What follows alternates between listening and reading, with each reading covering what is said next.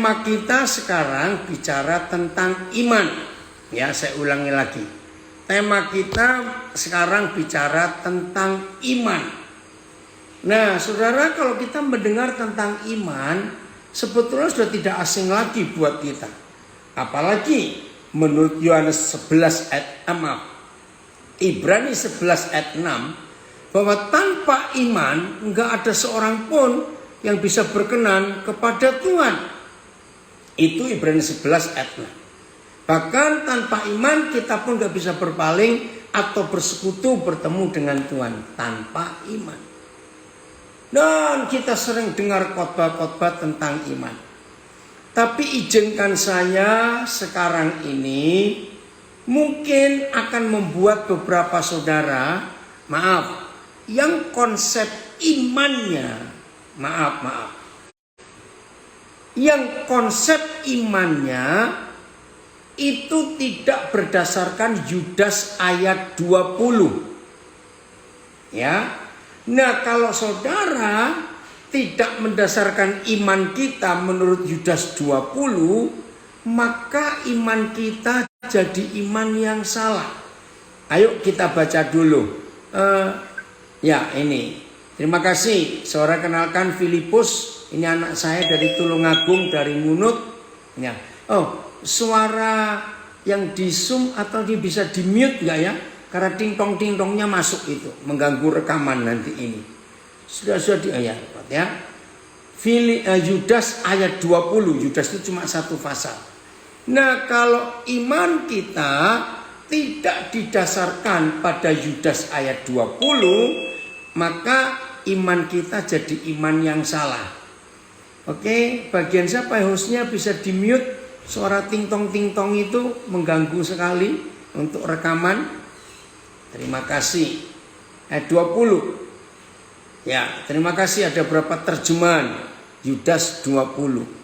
Akan tetapi kamu, saudara-saudaraku yang kekasih, bangunlah dirimu sendiri di atas dasar imanmu yang paling suci.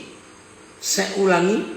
Bangunlah dirimu sendiri di atas dasar imanmu yang paling suci. Dan berdoalah dalam Roh Kudus. Ayat. Akan tetapi kamu saudara-saudara yang kukasih, bangunlah dirimu sendiri di atas imanmu yang paling suci. Dan berdoalah dalam Roh Kudus. BIS. Tetapi kalian saudara-saudaraku, binalah terus hidupmu berdasarkan percayamu kepada Yesus Kristus.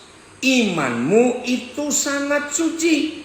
Sementara itu berdoalah dengan kuasa Roh Tuhan. TSI. Tetapi saudara-saudari yang saya kasih, ya, hendaklah kalian masing-masing saling menguatkan supaya terus percaya penuh kepada ajaran suci yang sudah disampaikan kepadamu. Tetaplah berdoa dengan bantuan Roh Kudus. Kok belum mute ya? Gimana itu cara silent? Suaranya ting-tongnya itu, maaf. Saudara, kata paling suci itu hanya terdapat di satu ayat ini di seluruh Alkitab. Saya ulangi, kata paling suci itu hanya terdapat di satu ayat ini dan cuma ditulis satu kali dari Kejadian sampai Wahyu. Paling suci, kebenaran, nggak ada bilang paling benar, ya. Apa itu sebentar? Kekudusan, nggak ada yang paling kudus, ya.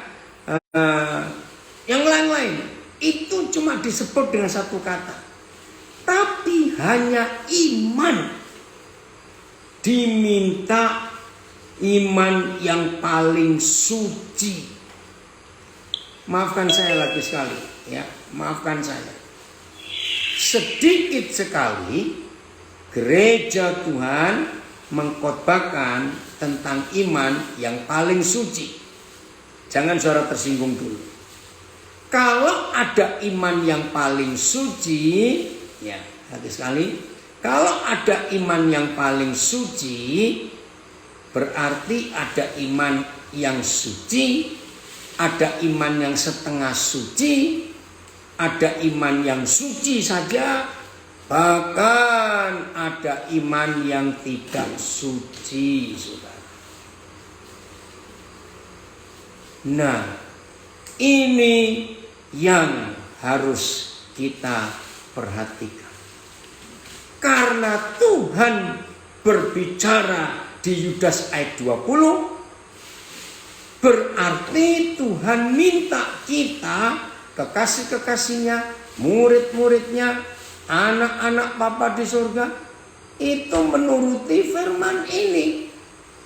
Bangun dasar iman kita, iman yang paling suci. Apa itu iman yang suci? Apa itu iman yang tidak suci? Saudara, mari kita melihat beberapa contoh. Ya, di Kisah Rasul ada iman yang sangat tidak suci. Ketika ada orang-orang yang ingin beli kuasa yang dimiliki oleh Paulus untuk ngusir setan. Ya, masih ingat ya? Berikan, aku mau bayar kepada kamu supaya aku juga bisa punya kuasa untuk ngusir setan itu. Suruh beli. Aku mau bayar kepada kamu, Paulus.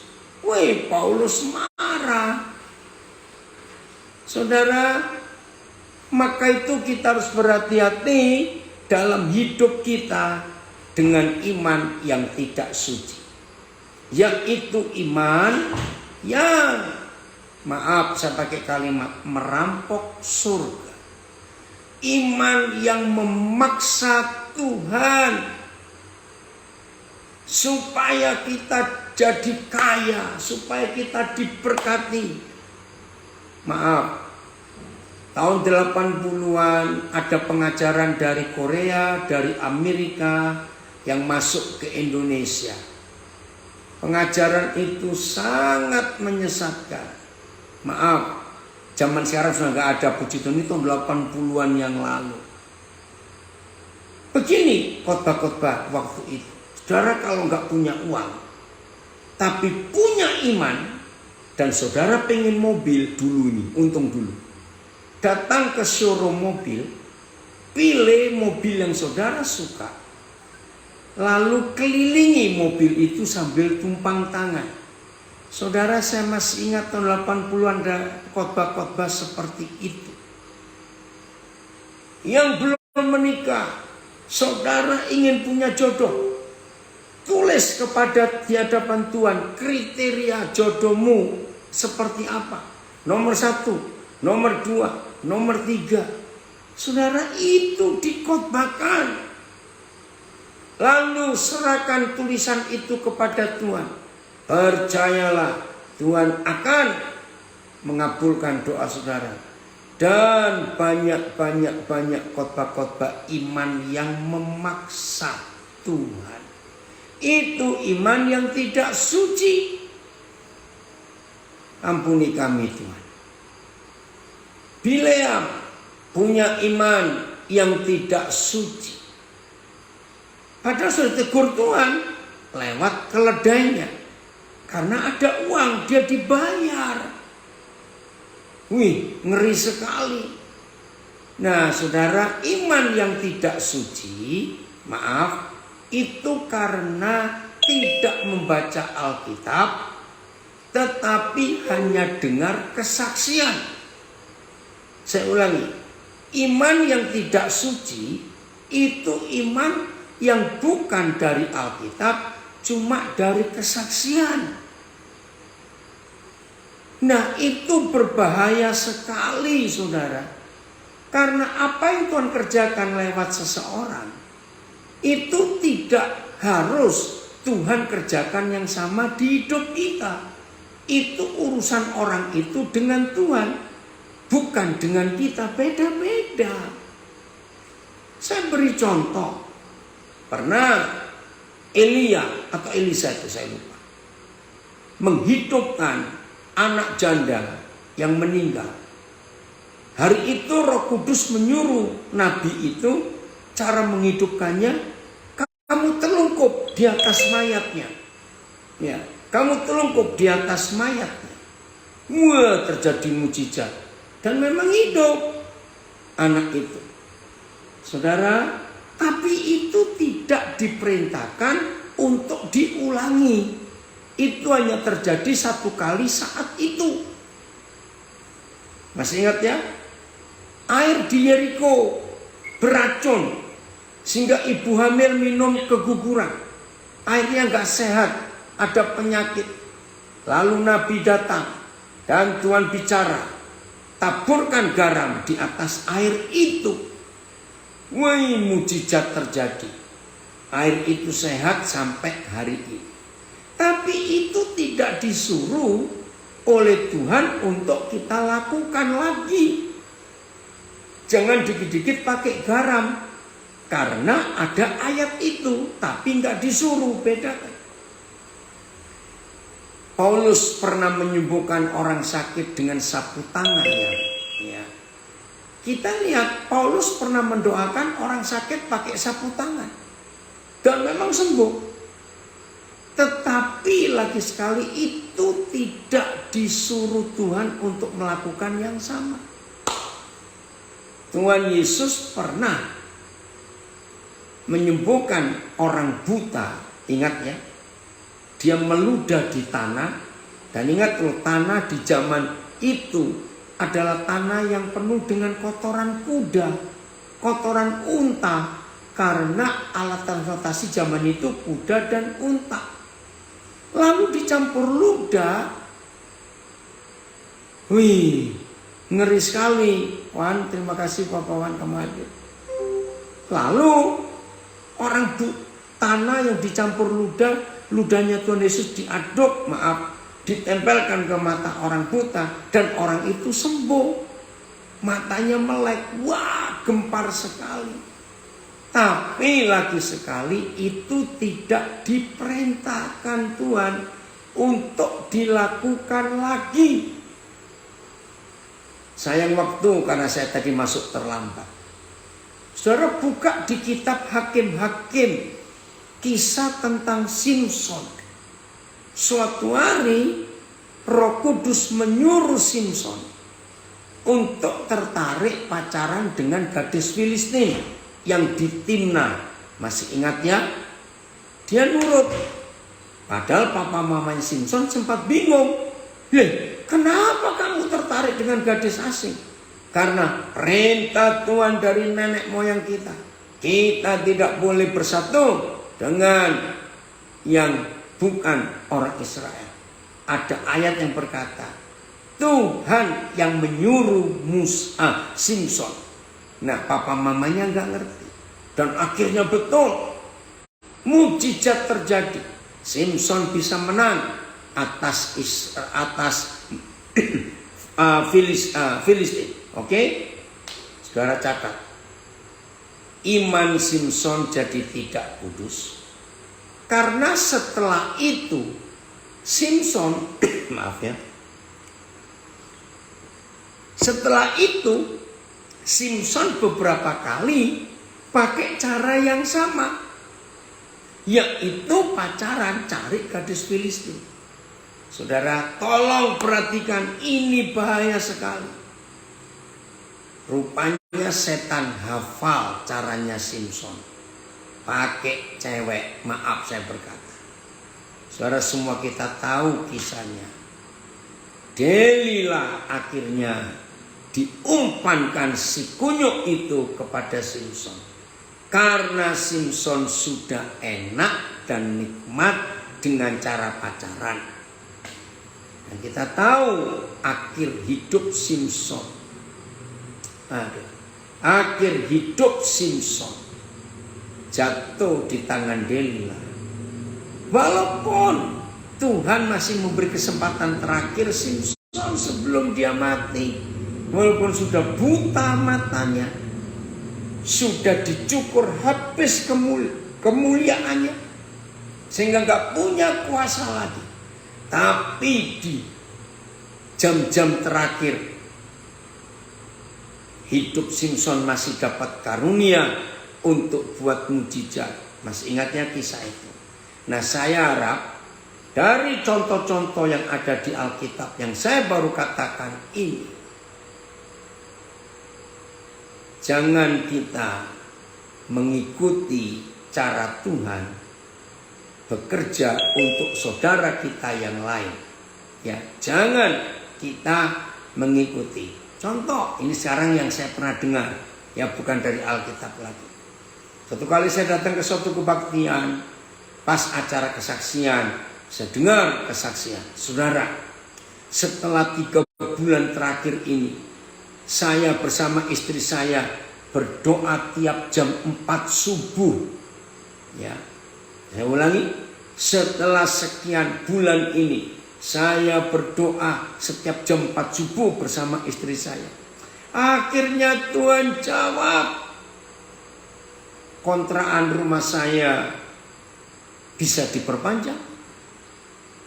Yang lain lagi, istri saya hamil setelah sekian tahun kami menikah. Lalu yang mendengar itu mengikuti cara ini. Oh, kalau begitu untuk dapat mujizat, saya harus doa setiap jam 4 pagi. Nah, ini iman yang tidak suci. Kenapa? Nanti kita akan baca ayat. Lain kali lagi ada kesaksian begini. Maaf ya, ini maaf. Ini pasti ada berapa orang yang kaget atau nggak setuju. Nggak apa-apa kalau saudara nggak setuju, tapi jangan keluar ya. Ayo dengarkan sampai selesai pelajaran ini, walaupun saudara nggak setuju. Maaf, begini. Saudara, setelah 6 bulan ini saya rajin memberi perpuluhan. Maaf. Tuhan buat mujizat dalam hidup perekonomian kami. Karena 6 bulan kami berturut-turut rajin memberi perpuluhan. Saudara, lagi sekali maafkan saya. Papa nggak pernah bekerja dengan cara-cara seperti itu. Inilah contoh-contoh iman yang tidak suci. Maka itu Tuhan minta saudara dan saya membangun diri kita di atas dasar iman yang paling suci. Mari kita buka 1 Yohanes 5 ayat 14. 1 Yohanes 5 ayat 14. Kita lihat. Nah, supaya iman kita tidak salah dan tetap iman yang paling suci, perhatikan. 1 Yohanes 5:14. Dan inilah keberanian percaya kita kepadanya, yaitu bahwa Bapa di surga mengabulkan doa kita. Iman yang jadi kenyataan. Ya, saya ulangi 1 Yohanes 5:14. Dan inilah keberanian percaya kita kepadanya, kepada Bapa di surga, yaitu bahwa Ia mengabulkan doa kita. Saudara tolong catat. Jikalau kita meminta sesuatu kepadanya menurut kehendaknya. Maaf, bukan menurut kesaksian keluarga A, kesaksian Bapak C, kesaksian Ibu D. Tidak. Mujizat itu terjadi, iman yang paling suci, kalau kita berdoa dan dikabulkan. Itu karena kita berdoa sesuai dengan kehendaknya. Jadi tidak sembarang iman karena kesaksian si A, kesaksian si B. Tidak. Saudara, ayo kita periksa hidup kita. TSI. Dengan begitu, kita tidak merasa takut lagi datang ke hadapan Tuhan di dalam doa. Kalau apa yang kita minta sesuai dengan kehendaknya, maka Tuhan akan mendengarkan dan menjawab doa kita. Terima kasih Bapak. Jadi doanya cari dulu kehendak Tuhan sebelum kita berdoa. Nah, setelah tahu kehendak Tuhan baru kita percaya. Oh, FIH, terima kasih. Dan kita yakin bahwa Ia akan mendengarkan kita bila kita meminta kepadanya sesuatu yang sesuai dengan kehendaknya. Nah, kami suami istri bersaksi ya. Hari apa itu? Selasa, ya. Rabu. Selasa pagi. Ini hari apa tuh sampai bingung. Jumat, Kamis. Oh, Kamis pagi, ya.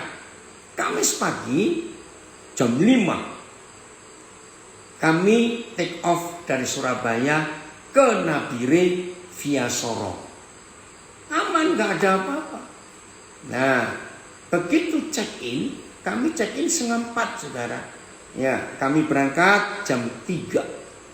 Nah, 3:30 kami tiba check-in. Begitu check-in, Pak, ini Bapak ini connecting ke Nabire. Oh iya, kenapa? Sebentar Pak, sebentar. Kok di sistem ini, Nabire itu nggak ada hari ini Pak dari Sorong. Loh, sebentar. Dia bingung juga, karena jelas ini Nabire. Akhirnya dia tanya ke supervisornya. Baru diklik satu bagian. Ternyata malamnya sebelum Kamis pagi itu jadi Rabu malam, ada pemberitahuan pesawat yang ke Nabire dari Sorong itu batal hari Kamis itu. Hah? Wih, kami shock saudara. Karena kemarin sore di Nabire kami harus sudah ada pelayanan. Dan kalau berhenti lagi, aduh ribetnya itu loh. Saya juga kasihan istri saya mau bagaimana. Nah, saudara, anak saya yang ngurus tiket bilang, coba cari pesawat lain. Nah, saya bilang gak ada. Di Papua gak ada sistem yang begitu. Khususnya di kota-kota kecil. Kalau Jayapura masih mungkin. Ya cuma satu itu pesawat, gak ada pesawat lagi. Nah, maaf. Mungkin orang berkata, kenapa kau gak beriman saja? Siapa tahu ada pesawat yang lain sehingga bisa membawa. Aduh maaf, untung gak ada yang nyuruh saya begitu. Kalau ada yang nyuruh saya begitu, saya akan berkata, aduh maaf, iman saya belum sampai. Kalau sampai harus beriman, tiba-tiba ada pesawat nyasar ke Sorong yang ke Nabire. Aduh, saya nggak punya iman seperti itu. Kalau ada yang tanya, untung tidak ada yang tanya. Oh, ini hari Rabu ya? Maaf. Berarti Selasa saya berangkat. Makasih Filemon. Nah inilah, karena jalan terus sampai bingung ini hari apa. Makasih Filemon. Ya ini, saya pikir ini hari Jumat. Oke, Rabu. Ya. Nah, jadi kami berangkat dari Selasa pagi. Ya sudah. Akhirnya nginap di Sorong. Nah, salah satu anak kami di Nabire namanya Agus Walek. Kan mereka mau jemput dan nggak bisa jemput, nggak jadi berangkat. Hah, kenapa? Pesawatnya batal, tunggu besok. Nah, karena anak-anak saya sudah kenal bagaimana cara saya hidup, anak saya berkata gini, oh berarti ada bisnis jiwa di Sorong. Kalau papa dan mama harus nginep. Dalam hati ini saya bilang, kamu enak ngomong bisnis jiwa. Kami ini bingung, bagaimana ini? Ya udah. Akhirnya kami nginep. Nah, kira-kira jam 7, saudara. Saya dapat telepon dari kamar hotel. Ya, airline menyediakan hotel juga. Oke. Nah, dapat telepon. Tanya tentang keberangkatan besok. Saya pertama agak heran juga, loh kenapa tanya lagi? Terus saya tanya, maaf ya Pak, Bapak ini dari hotel atau dari penerbangannya, airline-nya? Enggak Pak, saya dari hotel. Terus saya tanya, loh tadi siang waktu kami check-in sudah tahu kok. Saudara, tiba-tiba orang ini bingung. Iya ya, kan sudah jelas Pak ya. Oh enggak apa-apa. Roh Kudus bilang apa? Anak ini nggak tahu siapa ayah ibunya. Loh, siapa ini orang? Terus saya tanya, maaf Pak, Bapak, boleh nggak saya tahu nama Bapak? Oh boleh, Ivan. Nah saudara, saya itu pengen ketemu, tapi karena dia merasa salah, ya kenapa telepon? Dia bilang, nggak usah Pak, nggak apa-apa Pak, maaf Pak, saya nggak ganggu Bapak untuk istirahat. Aduh, gimana cara ketemu ya? Terus saya berdoa, Papa, kalau memang dia harus diselamatkan, besok biar saya ketemu. Tapi gimana caranya? Ya udah. Tadi pagi kami turun untuk sarapan. Saudara, begitu turun, saya langsung tanya kepada resepsionis, selamat pagi Bu, maaf, yang namanya Ivan ada nggak ya? Lah itu, suara kaget. Ivan itu ternyata ada di samping saya. Dia sudah siap untuk pulang karena jam kerjanya sudah selesai. Wah, saya bilang luar biasa Tuhan ini. Ivan, boleh nggak minggir sebentar? Istri saya suruh duluan masuk untuk ke restoran buat makan. Kenapa Pak? Aduh Ivan minta maaf. Ya, ini bukan tentang masalah tadi malam. Oh ya nggak apa-apa Pak. Memang saya salah, enggak bukan itu. Ivan, kamu tuh kenapa kecewa dengan hidupmu? Saya langsung bilang, boleh nggak hari ini Bapak berkata, atas nama ayah kandungmu, Bapak minta maaf. Saudara, pertanyaan pertama, lu Bapak kenal dengan Bapak kandung saya? Lu enggak. Wih, dia cerita saudara. Tuhan itu luar biasa. Saya umur seminggu Pak diberikan ke keluarga Jawa. Kata keluarga Jawa yang mengasuh saya ini orang Minahasa. Memang kalau lihat profilnya dia seperti orang Manado. Tapi saya nggak tahu. Nah saya pikir dia Kristen karena Minahasa. Pas saya mau ajak doa, maaf Pak, saya nggak bisa berdoa dengan Bapak karena sekarang saya pendeta, karena saya Muslim. Oh nggak apa-apa, Evan maafkan kalau gitu. Ya udah, saya nggak mau doa. Saudara, akhirnya dia harus pergi karena ditunggu istrinya. Katanya udah, begitu Bapak minta nomor teleponnya. Saudara, waktu dia WA saya ceritanya itu, dia tanya lagi. Pak, selama saya hidup belum pernah ada orang yang tanya saya tentang siapa saya. Apalagi orang gak kenal. Dia tanya lagi, betul Bapak gak kenal ayah kandung saya? Aduh Ivan, maaf. Terus saya tanya, Van, masa orang tua angkatmu yang orang Jawa ngangkat kamu itu gak pernah tahu? Pak, mereka nggak pernah cerita lagi. Saya juga segan. Nah, akhirnya setelah Ivan lulus SMA, dia merantau. Dia dulu besar di Bitung, merantau ke Sorong. Nah, setelah sekian waktu di Sorong, ternyata keluarga angkat ini nggak ada lagi. Dia nggak tahu hilang kemana. Waduh, kasihan juga. Saya dengar cerita itu. Saya bilang, Ivan, udahlah. Mungkin bisa ketemu orang tuamu, tapi lebih baik nggak usah cari lagi ya. Saya bilang, toh kamu sudah punya kami, papa mama ini.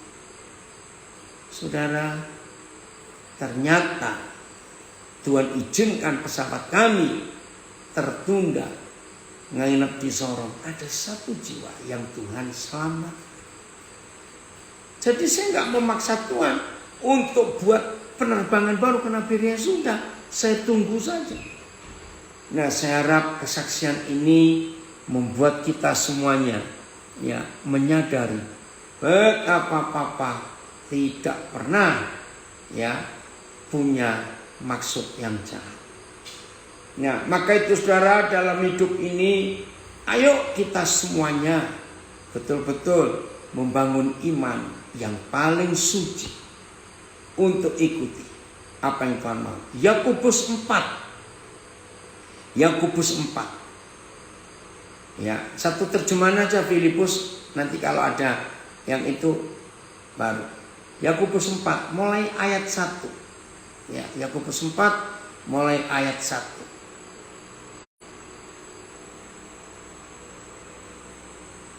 Yakobus 4 mulai ayat 1. Judulnya mengerikan. Hawa nafsu dan persahabatan dengan dunia. Dari manakah datangnya sengketa dan pertengkaran di antara kamu? Bukankah datangnya dari hawa nafsumu yang saling berjuang di dalam tubuhmu? Betul. Kamu mengingini sesuatu, tetapi kamu tidak memperolehnya. Lalu kamu membunuh. Wih, ngeri sekali. Dan itu memang terjadi di hidup kita manusia. Kamu iri hati, tetapi kamu tidak mencapai tujuanmu. Lalu kamu bertengkar dan kamu berkelahi. Kamu tidak memperoleh apa-apa karena kamu tidak berdoa. Oke. Ayat 3 ini yang berbahaya. Atau kamu berdoa juga, tetapi kamu tidak menerima apa-apa. Perhatikan, ini iman yang tidak suci. Karena kamu salah berdoa. Nah, salah berdoa kok ada ya? Doa bisa salah. Nah, kenapa salah doa? Salah doa bukan salah kata-katanya, bukan. Salah doa bukan salah jamnya. Salah doa bukan karena nggak pakai baju khusus, tidak. Salah berdoa sebab yang kamu minta, sebab yang kamu minta itu hendak kamu habiskan untuk memuaskan hawa nafsumu. Filipus, tolong ayat ini pakai berapa terjemahan? Amin. Makasih Ricky, di IG saya ada komen. Orang yang mengandalkan Tuhan pasti selalu diberikan kekuatan. Makasih Pak, luar biasa kesaksian dan pertolongan Tuhan Yesus pada kita. Amin. Lihat ayat 3 ayat E. Atau kamu meminta tetapi tidak mendapat karena kamu meminta dengan alasan yang salah, yaitu untuk memuaskan hawa nafsumu. BIS. Dan kalaupun kalian sudah memintanya, kalian toh tidak mendapatnya, sebab tujuan permintaanmu salah. Apa yang kalian minta adalah untuk kesenangan diri sendiri. TSI. Atau kamu sudah berulang-ulang memintanya kepada Tuhan, tetapi Dia tidak menjawab doamu. Hal itu terjadi karena kamu memintanya dengan alasan yang salah. Karena kamu mau menggunakannya untuk kesenangan dirimu sendiri. FYH. Dan sekalipun saudara memohonkannya, saudara tidak memperolehnya, sebab tujuan saudara sama sekali salah. Saudara hanya mengingini hal-hal untuk kesenangan diri sendiri saja. Nah saudara, dari Yakobus 4 ayat 3, maka kita mengetahui iman yang tidak suci adalah iman, saya punya kalimat jelek, adalah iman yang merampok surga. Iman yang tidak suci adalah iman yang kita paksa Tuhan untuk memberi. Iman yang tidak suci adalah iman yang kita paksa Tuhan untuk memenuhi keinginan, hawa nafsu, kesenangan diri sendiri. Kita harus belajar ini. Oke, ada kesaksian bagus di Instagram saya. Dulu saya pernah seperti itu. Saya doa supaya dapat rumah yang saya suka. Suami tidak setuju karena terlalu mahal. Suami tidak mampu. Doa tidak dikabulkan. Saya bertobat. Thanks. Wah, kalau doanya dijawab pasti bukan Tuhan yang jawab. Bayangkan ya, maaf yang bersaksi ini saya nggak kenal. Berarti sekeluarga akan nanggung hutang. Berat sekali. Nah inilah contoh secara hawa nafsu. Itu dia. Maaf kalau ada yang nggak setuju nggak apa-apa. Tapi saya mau cerita. Sampai hari ini saudara, saya masih punya beberapa kredit di beberapa bank. Loh, kok hamba Tuhan kredit? Nah, saya mau cerita. Karena ada keperluan pelayanan, saya harus beli tanah untuk kampus. Saya harus beli tanah untuk bangun asrama. Saya harus beli rumah untuk perumahan guru. Nah, saya memang berdoa awal-awal, Tuhan bagaimana? Tapi Tuhan luar biasa, saudara. Ya karena Tuhan yang suruh. Dan ini proyeknya Tuhan, bukan untuk keperluan saya dan istri saya. Tidak. Puji Tuhan. Pernah beberapa kali saya sudah nunggak kredit sampai mau disita. Saya enggak berdoa, Tuhan tolong dong Tuhan jangan disita. Enggak. Saya enggak mau berdoa begitu. Lalu apa? Saya bilang ya sudah. Kalau disita ya sudah, memang saya yang salah. Enggak bisa bayar kredit. Saya enggak berdoa loh saudara. Supaya Tuhan selamatkan rumah itu, enggak. Karena ini enggak ada urusan dengan surga. Ini urusannya di dunia. Puji Tuhan, banyak yang menjadi saksi. Ya, guru-guru, anak-anak saya, pengurus yayasan. Puji Tuhan, sudah hampir 30 tahun kami di Nabire. Tahun ini tahun ke-27. Belum ada yang disita itu oleh bank, tetap bisa berjalan. Karena bukan untuk kesenangan saya sendiri. Saya cukup sudah punya rumah satu ini. Jadi kalau saya bisa beli rumah karena untuk orang-orang lain. Keren ya saudara.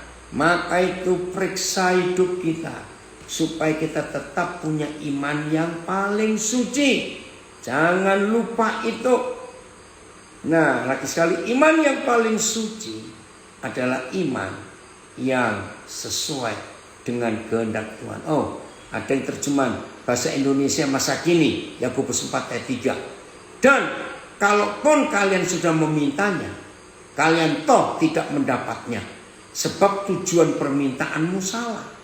Apa yang kalian minta adalah untuk kesenangan diri sendiri.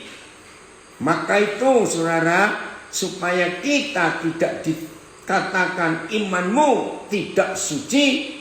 Ayo mulai sekarang kalau kita mau berdoa, mau mengimani sesuatu, cek dulu. Ini kehendak Tuhan atau tidak. Kalau tidak jangan memaksa. Saya beriman, saya mau doa puasa. Loh, doa puasalah. Wow, berapa hari? Kalau Tuhan tidak berkehendak, dia nggak akan menjawab. Maka itu ingat Yakobus 4. Hawa nafsu dan persahabatan dengan dunia. Sekarang lihat ayat 4-nya. Yakobus 4 ayat 4. Jangan kita bersalah di hadapan Tuhan. Ya. Hai kamu orang-orang yang tidak setia. Aduh. Jangan sampai Tuhan menegur kita. Menegur saya dan menegur saudara. Hai kamu orang-orang yang tidak setia. Tolong Tuhan. Tidakkah kamu tahu bahwa persahabatan dengan dunia adalah permusuhan dengan Tuhan. Jadi barang siapa hendak menjadi sahabat dunia ini, ia menjadikan dirinya musuh Tuhan. Maaf ya saudara, iman yang tidak suci itu adalah iman yang memaksa Tuhan menuruti menjawab doa kita sesuai dengan keinginan kita, sesuai dengan hawa nafsu kita. Dan ternyata itu persahabatan dengan dunia. Dan kalau kita bersahabat dengan dunia, kita ini musuh Tuhan.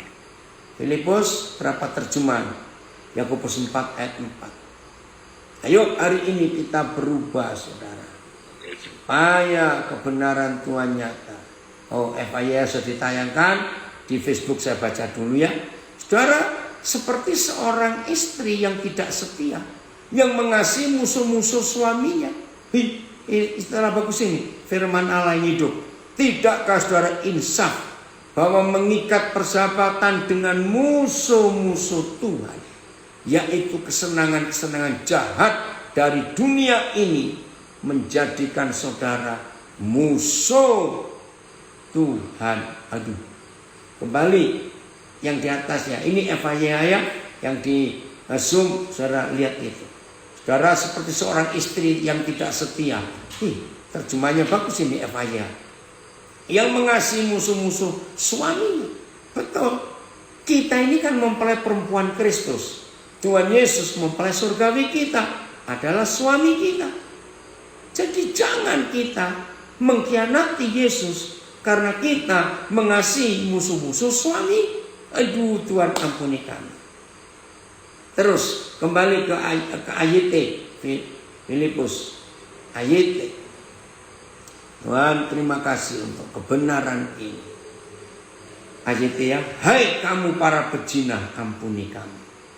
Tidak tahukah kamu bahwa persahabatan dengan dunia ini berarti permusuhan dengan Tuhan?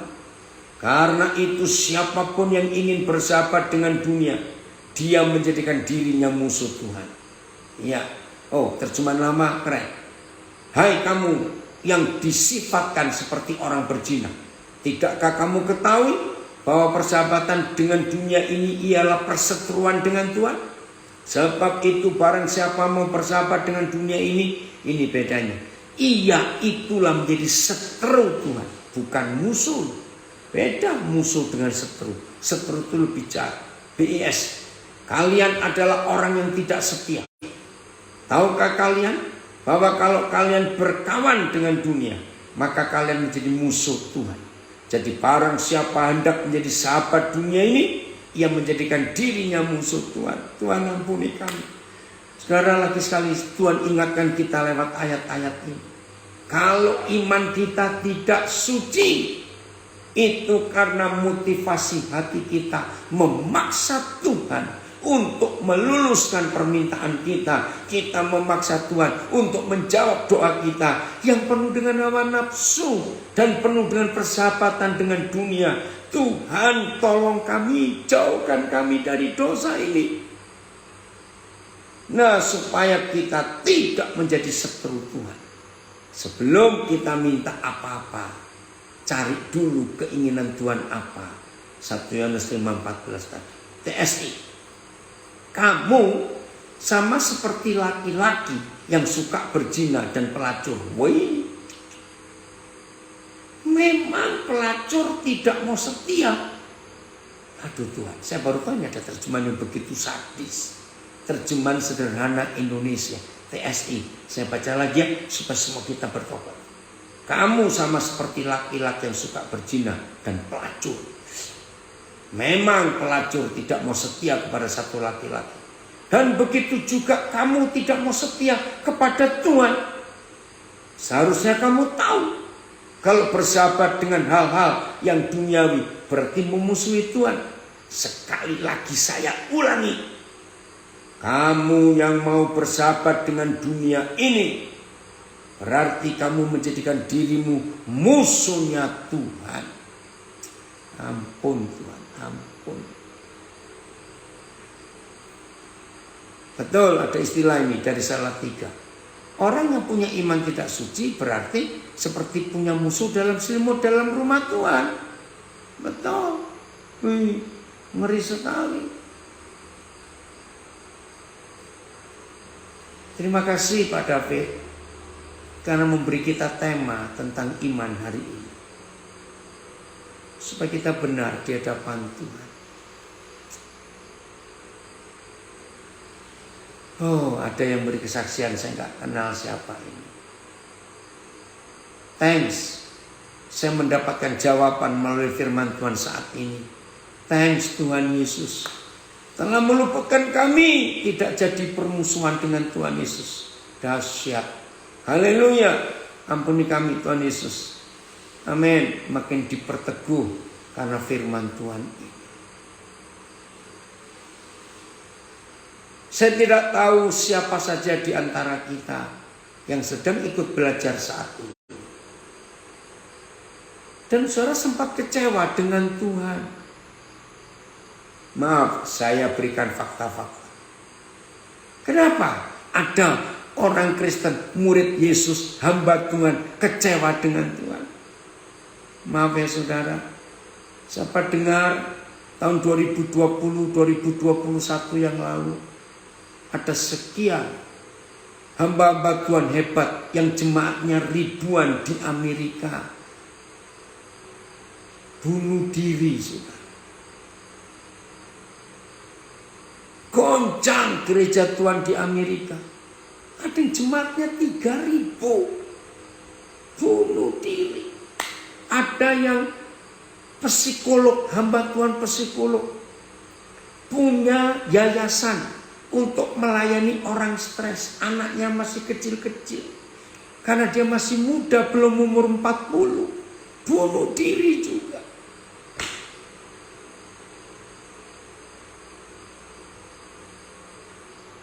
Saya nggak menghakimi mereka yang sudah bunuh diri. Saya juga nggak kenal.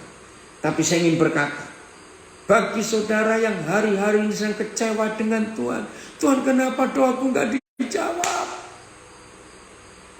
Biasanya kalau ada kita yang kecewa dengan Tuhan, itu biasanya ungkit-ungkit. Tuhan, aku kan rajin memberi perpuluhan. Maksud lu? Tuhan, aku ini rajin doa puasa. Tuhan, aku ini rajin doa pagi, doa malam. Tuhan, lihat, di antara orang-orang segerejaku, bukankah aku paling setia, datang paling awal untuk buka pintu gereja, saya ngatur bangku, maaf. Biasanya orang yang kecewa dengan Tuhan seringkali ungkit-ungkit jasa baiknya, maafkan saya. Maka sekarang kita dapat jawaban lewat Yakobus 4. Kalau ada yang pernah kecewa karena doanya nggak dijawab, kembali saudara, kembali. Papa masih menunggu, ayo kembali. Jangan ninggalkan Tuhan. Ayo balik. Ada kesaksian di Facebook saya. Oh, ini dari Amerika, dari Illinois. Dulu doa saya penuh dengan list daftar permintaan. Tapi saya akhirnya sadar dan merubah doa saya. Maaf, sekarang doa tiap pagi hanya Roh Kudus. Dan meminta supaya Tuhan membuka pintu yang harus Tuhan buka. Dan menutup pintu yang harus Tuhan tutup. Dan kehendak Tuhan yang jadi. Woi, terima kasih dari Illinois, Amerika Serikat. Berkesaksian ini. Puji Tuhan. Ayo saudara, kita periksa hidup kita. Percuma mulut kita berseru Tuhan, Tuhan. Tapi sikap hati kita yang kita sebut Tuhan, kita jadikan budak dan pembantu. Maaf. Seorang majikan berhak menegur dan marah kepada pembantu rumah tangganya kalau kerjanya nggak beres.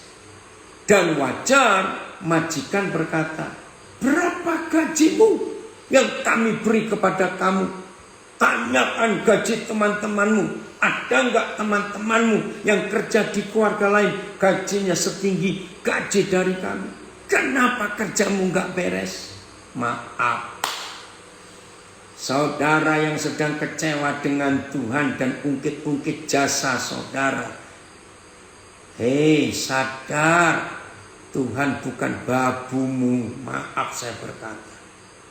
Jangan dia kita perintah semau perut kita sendiri. Dan sesuka hawa nafsu kita. Bertobat.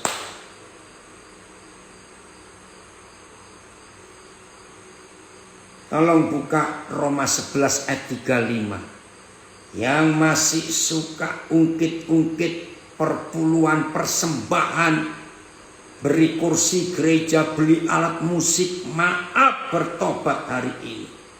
Dengan Roma 11:35. Yang pernah beri AC untuk gereja, beli sound system ratusan juta, lalu doa nggak dijawab, dan saudara marah-marah, bertobat. Imanmu najis di hadapan Tuhan. Iman yang tidak suci. Lihat Roma 11 ayat 35. Atau siapakah yang pernah memberikan sesuatu kepadanya? Maaf saudara, orang-orang kaya yang tidak bertobat tidak suka dengan firman ini. Lihat Roma 11:35. Atau siapakah yang pernah memberikan sesuatu kepadanya sehingga Tuhan harus menggantikannya? Atau siapakah yang pernah memberi hadiah kepadanya sehingga ia harus membalasnya kembali? Atau siapakah yang terlebih dahulu sudah memberi dia apa-apa supaya dibalasnya pula? Siapakah pernah memberi sesuatu kepada Yahweh sehingga bisa menuntut balasannya? Siapa yang pernah meminjamkan sesuatu kepada Tuhan sehingga dia wajib membayarkan sesuatu kepadanya? Saudara lihat ayat ini. Jadi kalau kita pernah buat sesuatu, memberi sesuatu untuk pekerjaan Tuhan, jangan anggap Tuhan pembantu kita dan dia wajib melayani kita. Ampuni kami Tuhan.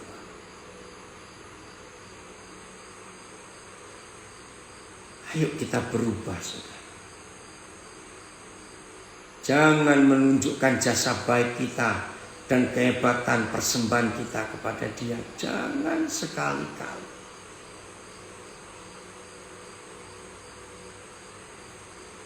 Roh Kudus menolong kita untuk hidup dalam kebenaran.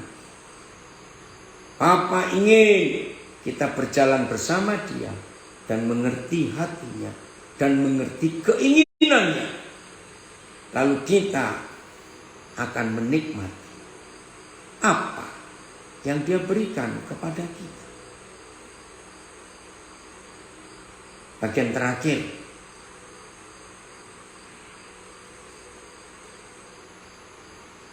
Roh Kudus tolong kami betul.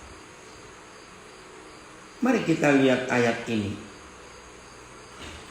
Saya tahu ada beberapa di antara saudara yang syok dan kaget mendengar kebenaran ini.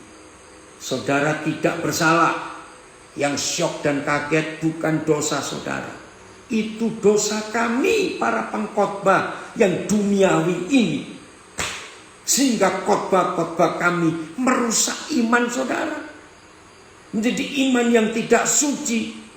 Yang salah kami. Ampuni kami Tuhan. Para pengkhotbah yang tidak benar.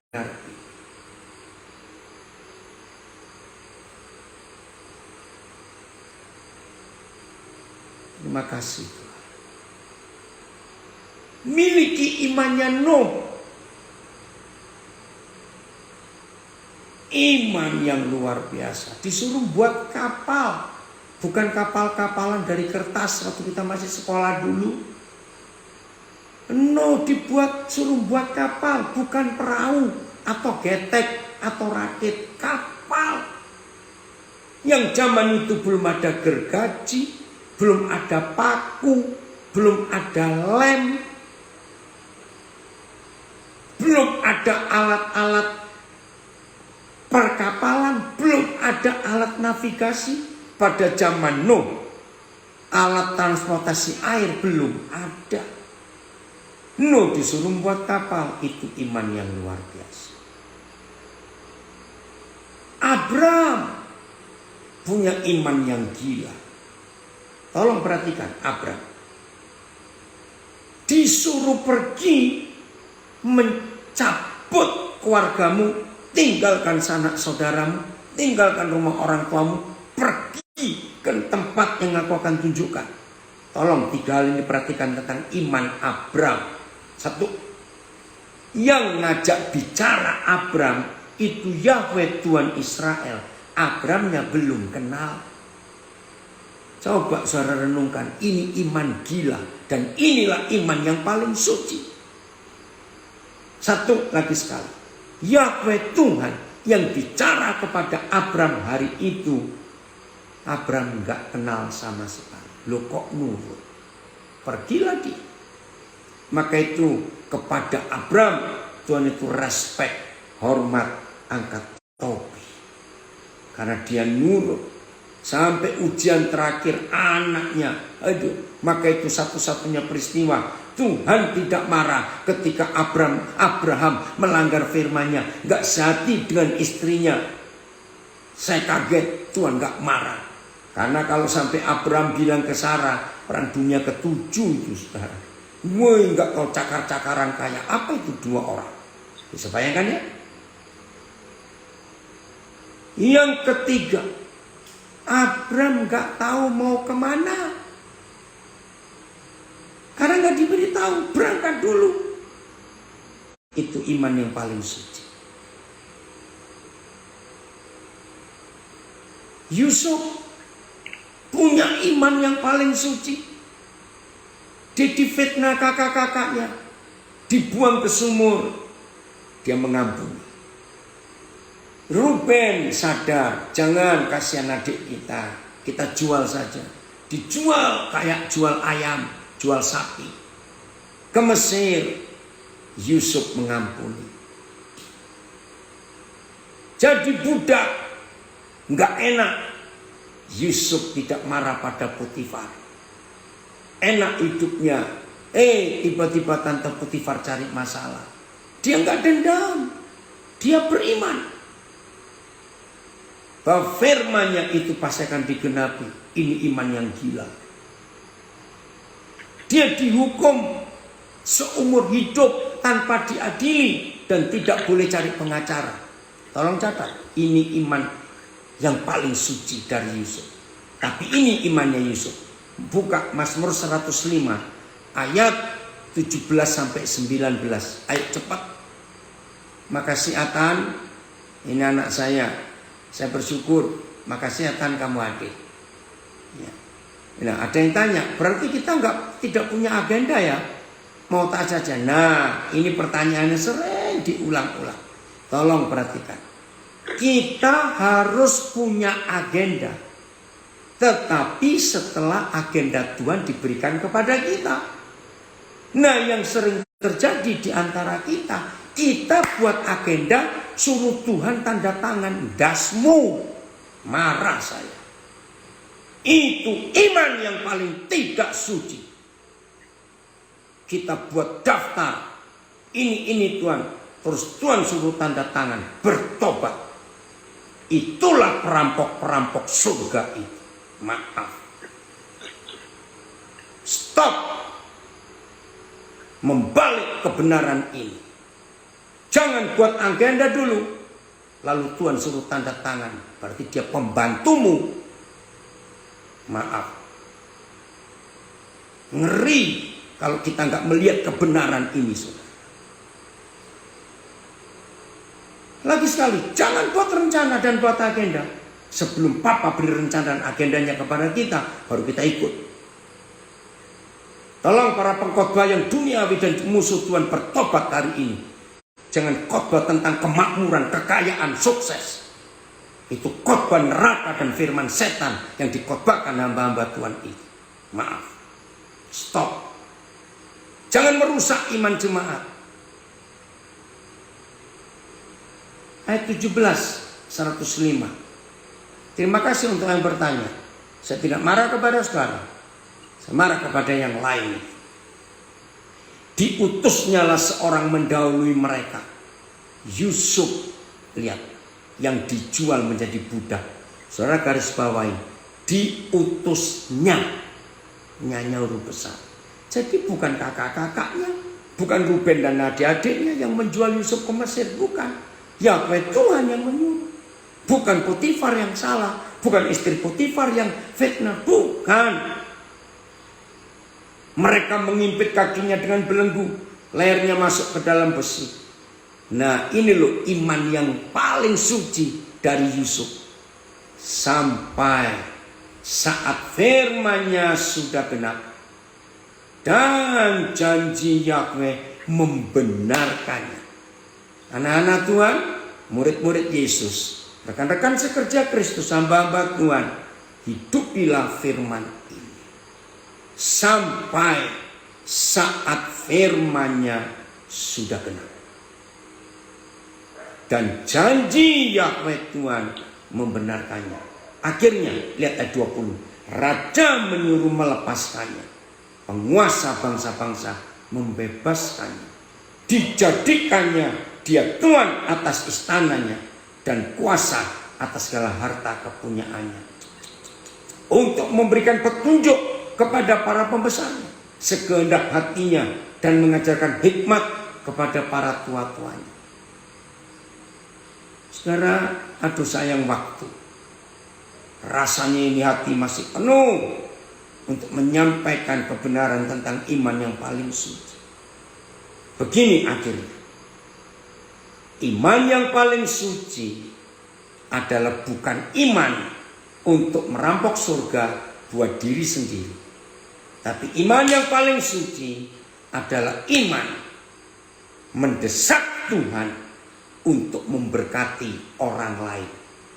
Saya ulangi, iman yang paling suci adalah iman yang mendesak Tuhan untuk memberkati orang lain.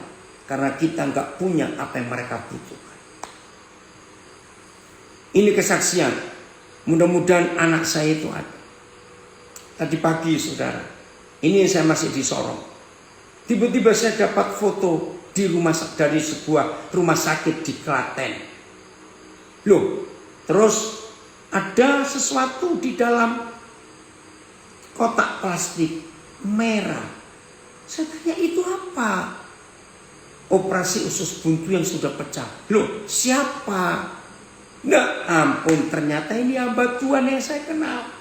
Operasinya 3 hari yang lalu.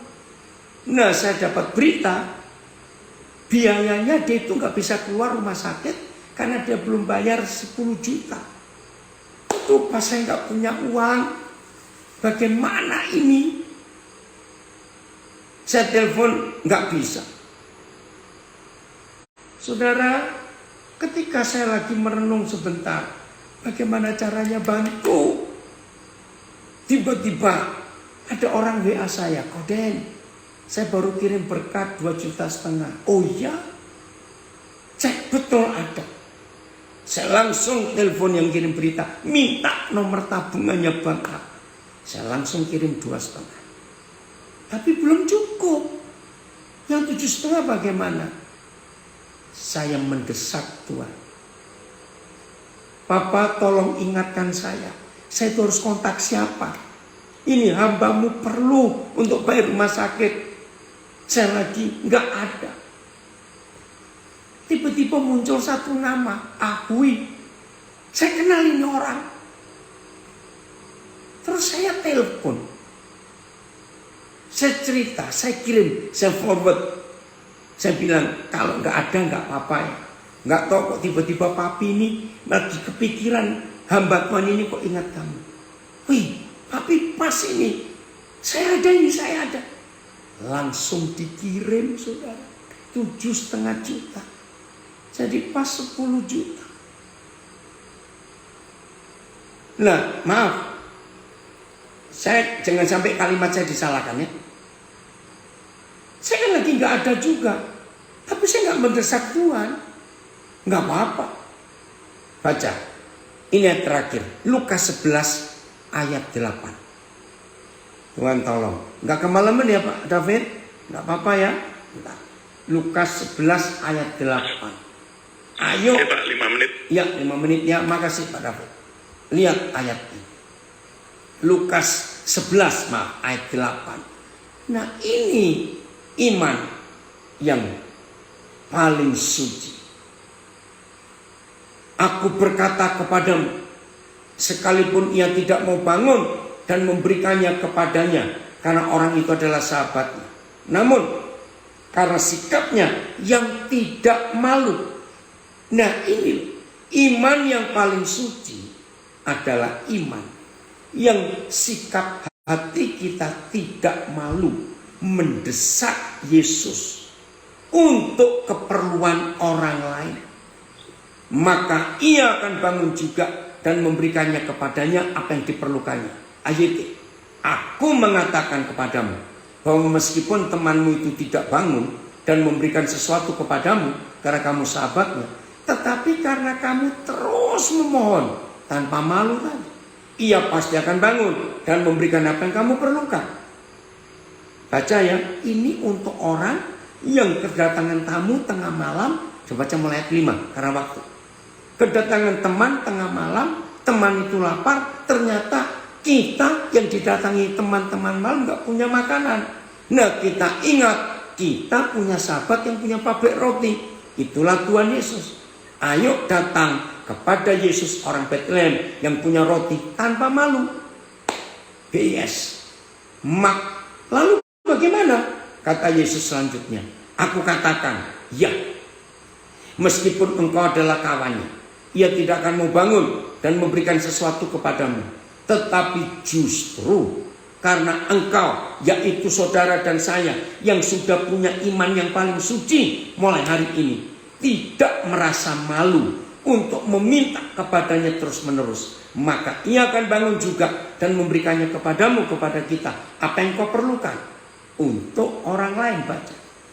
Aku sungguh-sungguh berkata kepadamu, sekalipun dia tidak mau bangun untuk memberikan roti kepadamu karena hubungan persahabatan kalian, tetapi karena kamu memohon terus tanpa rasa malu, maka dia akan bangun dan memberikan apa saja yang kamu perlukan.